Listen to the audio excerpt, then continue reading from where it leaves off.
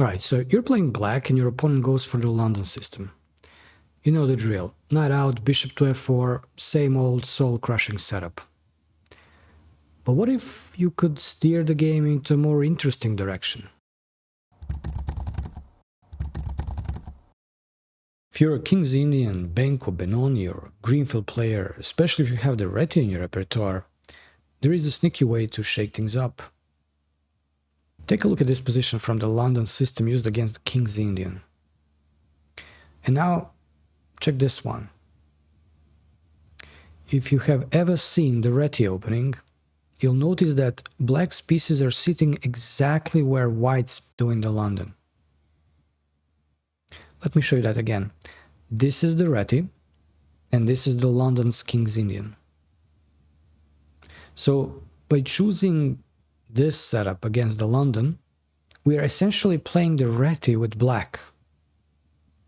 Just a tempo down. To get there, we should open with knight f6, g6, bishop g7, and castle as usual. Then comes bishop e2, and here is where I'd suggest going for c5 to provoke c3.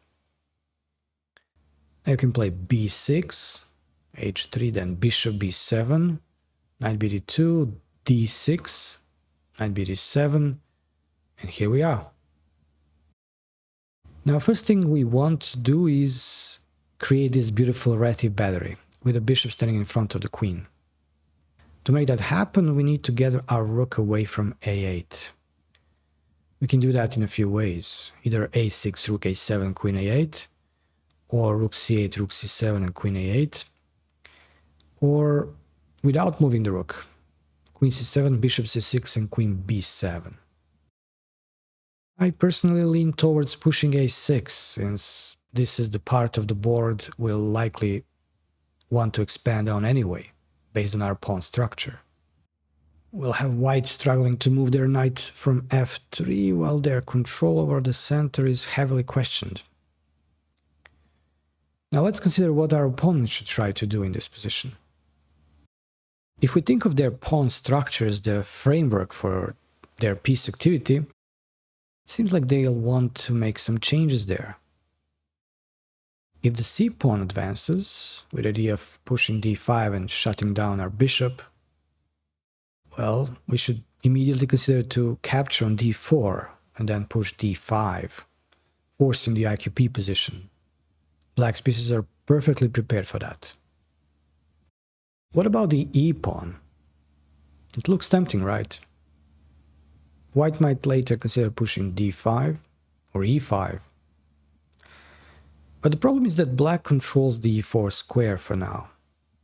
That's why Gata Kamsky and Michael Adams prefer rook e1 in this position, with the idea of moving the bishop to f1 and pushing e4 then. By regrouping like this, they are also preparing for our battery, since the f1 bishop guards g2 pawn, allowing the knight to move away from its awkward position.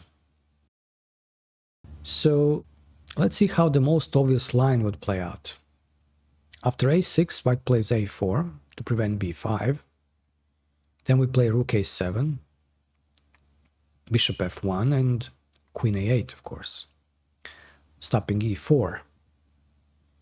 If queen c2, we can play the rook c8 or knight e4. Well, white usually plays bishop h2 to avoid any kind of knight h5 or e5 with tempo against the bishop. By the way, that's why they played this move h3 before. Now, black's pawn structure is super flexible. I mentioned the plan to advance b5, but you can also prepare to push e5 to gain space. For that reason, the move knight e4 is quite attractive. After the trade, there is a bit of pressure against the f3 knight, so white plays knight d2. And after bishop c6, we are supporting b5 and e5. Now let's switch and see what white really wants to accomplish in this position.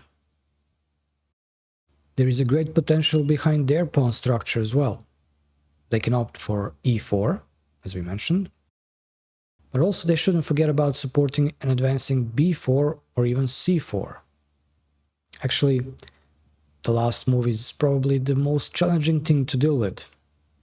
As we said, at any point white advances c4, we'd like to have c takes d4 followed by d5, aiming for the IQP position.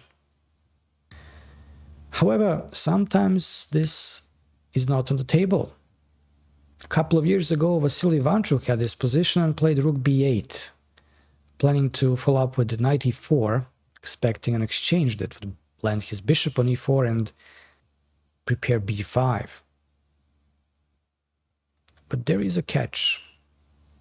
White suddenly has a chance to play c4, and black cannot hit back with c takes d and d5 because, well, the rook on b8 is now hanging. That's why knight e4 first, aiming to eventually land the bishop on c6. Now, usually white puts their knight on c4 to shut down both of our ideas. b5 does not work because of knight a5, which harasses our key bishop. And e5 simply drops the d6 pawn.